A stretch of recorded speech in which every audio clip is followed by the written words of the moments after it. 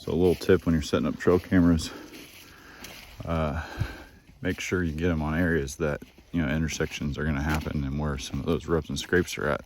So rather than setting them up right on the rub and the scrape, put it at the intersection of where those trails are at. I'm going to show you in a second what I'm talking about.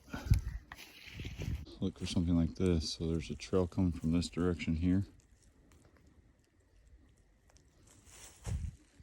Trail coming from that direction. Trail coming from that direction. Trail coming from that direction.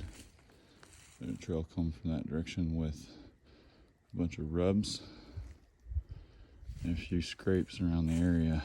So when it comes to trail cam placement, try to set your cams up on those intersections. That's how you get some daytime pics and find out where deer are moving from. And there's a ton of rubs and scrapes in this area. So if you set your trail cam up in one of these intersections like this, you should be able to get the general direction that they're moving to go to feed and where they're coming from for bedding areas. Places like these have worked really well for me.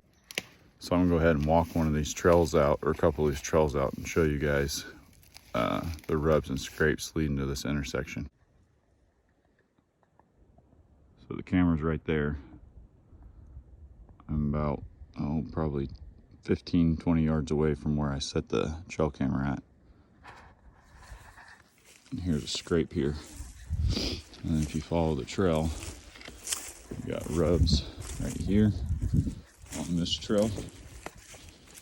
You got multiple rubs right through here.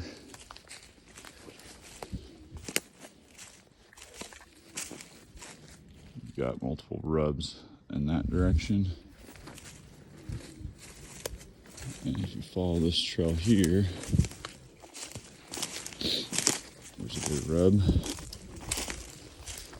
Another one here.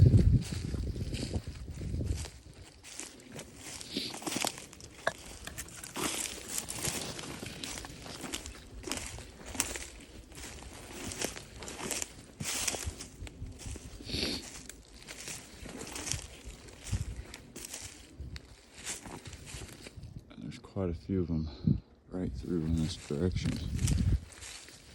And then if you come over this other trail, that leads to the camp over here in this direction.